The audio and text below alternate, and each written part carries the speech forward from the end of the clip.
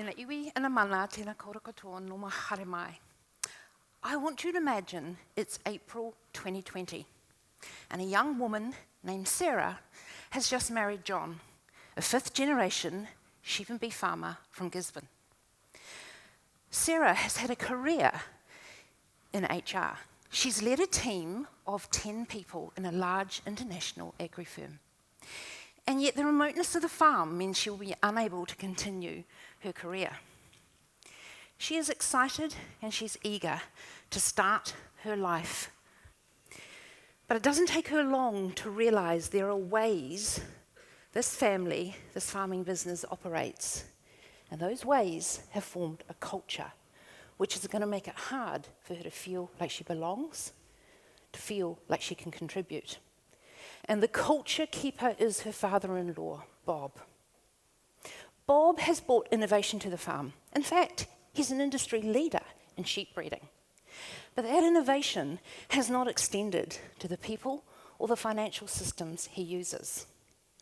Bob likes to think of himself as an old-fashioned kind of guy. He's the boss, he's the leader, he calls the shots. It's his responsibility. After all, there is plenty of time for the boys to get involved once he leaves the farm, once he retires. He's 65, and no one knows when that's going to be. The boys are John and his brother. Bob does not involve them in the strategic or the operation decisions that need to happen on farm. They both have agri-commerce degrees from Lincoln University. There are 4 other people that are employed in that farm, but no one has clarity around their roles. No one kind of really knows where they stand. There is frustration and there is confusion. The skills Sarah has could change much of this environment. She's tried to talk to Bob about putting in a more formal people system, so people feel safe, they know where they stand, they know where they can contribute, they feel like they belong. But Bob has rejected her efforts. Sarah's starting to think succession will never happen. She looks at her wedding ring, a symbol of connection, a symbol of a future. But she's wondering, will she ever have a future here on this farm where she can contribute? Her husband, John, is starting to wonder the same thing. Every day he is managing the tensions that sit between him, his brother, and his father. He's tried to suggest forming a family council or a board, but those efforts have been rejected. Every day he is managing his frustrations, and he's starting to wonder, is it time that Sarah and him left the farm, started their future together where they both knew where they were contributing, where they stood, where they had control of their destiny? Does any of this story resonate with anyone here? Oh yeah, lots of hands. So it certainly does with me. I see and I hear variations of this story daily. How we create environments where people feel they belong has been my life's work. When Sarah feels she does not belong, she withdraws, she keeps silent to keep the peace, she stops offering, but inside she loses confidence. When John feels he does not belong, he stops challenging the status quo or finding solutions. He does only what is required and he withdraws discretionary effort. Inside he is resentful, he is frustrated, and he is worried about the future. When we have cultures of belonging, we have workplaces, we have farms, we have an industry with healthy cultures. Those healthy cultures produce innovation because we are unafraid to tackle the status quo. We can explore possibilities and we can even feel confident to fail, and we all need to fail on our road to innovation. We are more productive because we feel connected, we feel engaged. We want to put in way more discretionary effort. And we find purpose and meaning through contributing together. Our ability to succeed has always relied on our ability to cooperate. It has been that way since the first humans knew in order to survive, it totally relied on their ability to work together. There was no one leader or one hunter. Belonging was deeply rooted in people's ability to contribute. The opposite of belonging is rejection. This is our greatest human fear. To be rejected means we are not with the tribe. And there are many ways rejection shows up in our lives. But let me tell you why belonging is so important to me. It is now 1987, and I have just got engaged to that man up there. We are at a local event, and I'm excited. I've got the pink jumpsuit, the big shoulder pads, even bigger hair. Dancing to Mariah Carey, I won't do that now. I am excited to be meeting people who will be my community, who will be my neighbours for the next 30 or 40 years. But something happens that night that makes me wonder, will I fit?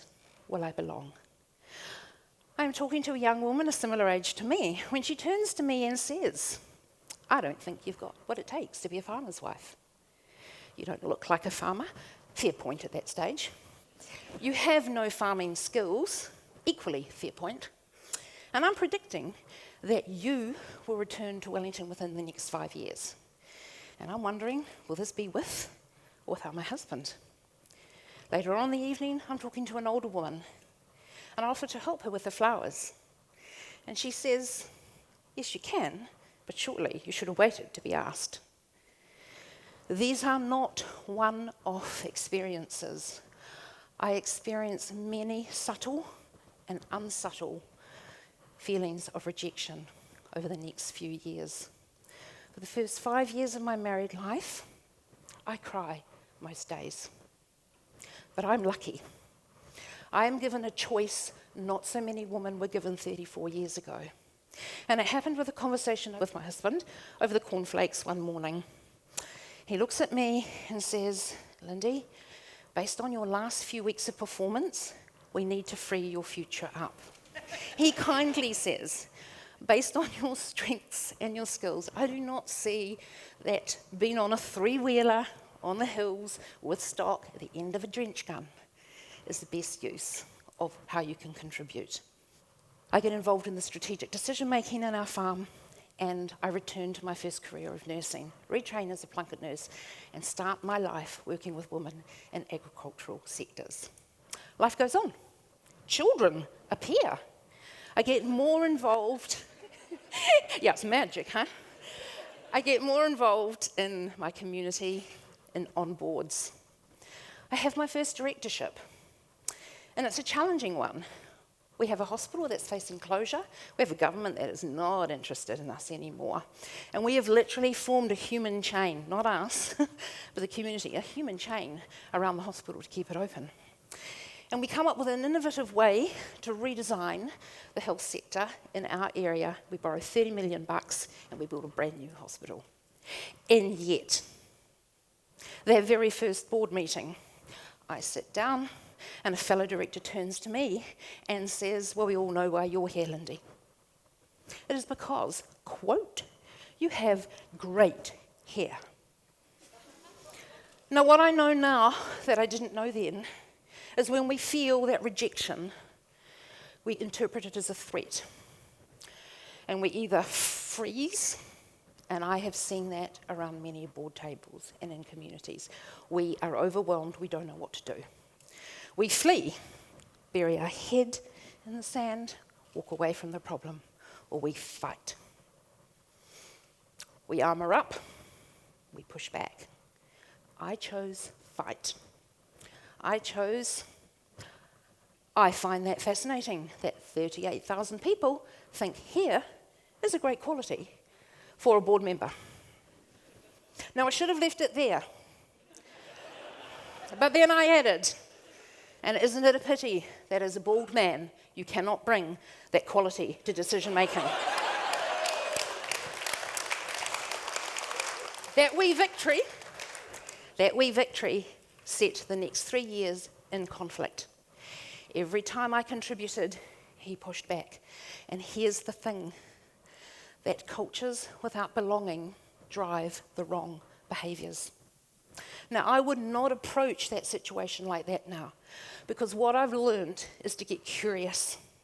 I've learned to dig into those feelings of being uncomfortable, of feeling threatened, and get to understand what is driving that. And I've got to turn that curiosity on the other person and ask questions. And you know what I've discovered?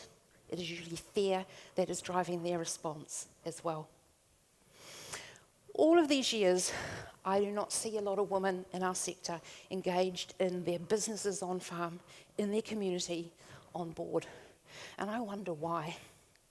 Could it be that they have had experiences like me that stops them from contributing?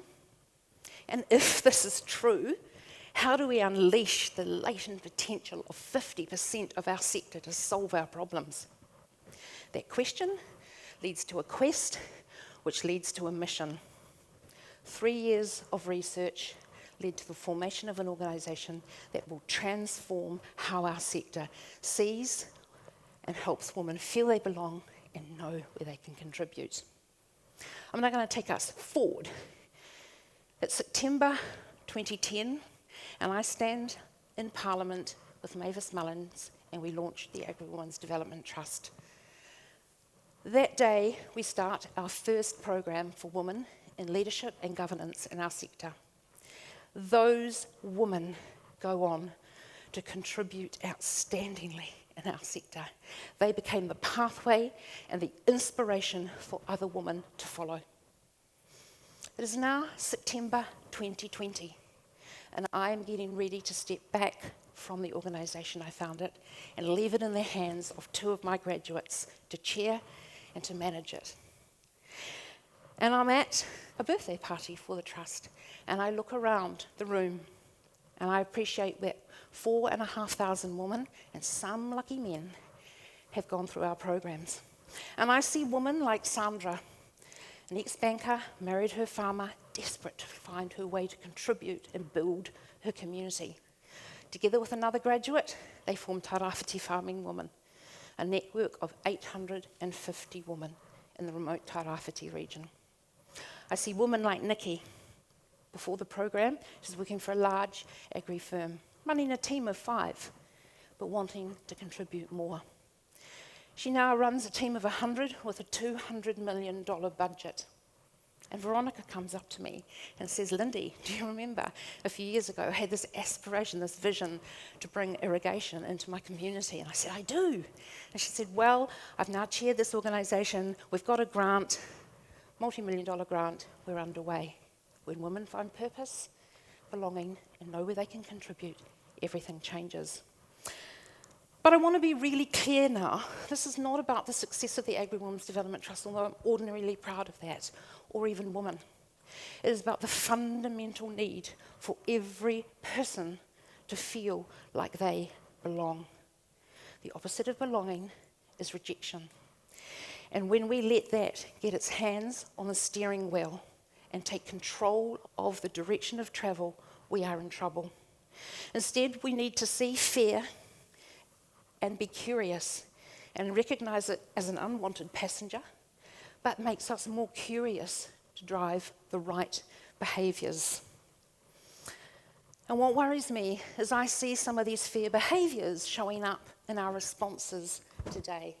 The way that we respond to questions around how we farm, what we do with our waterways. We armour up. The way we sometimes bury our heads around what's happening with carbon. We flee. And worse so, right now, the way we are treating our industry good bodies. We are rejecting their efforts on our behalf. We are splitting the tribe instead of uniting the tribe. We're saying you're either for us or against us. Belonging, the culture of belonging, if it drives the wrong behaviours, drives the wrong outcomes. But you here today have the power to change all of that. Imagine if Bob recognised his fear of leaving the farm was creating this need to control, but he could turn that into creating belonging in his family. Imagine if every single person in our sector knew where they belonged, knew how they can contribute, and then extend that to the 50,000 people that we need to fill our capability gap. Imagine the innovation that would occur. Imagine the productivity that would occur. And imagine the sense of purpose and meaning that we would have. Let's turn that fear into a culture of belonging. And if we do that, we will be unstoppable. That is a future worth imagining.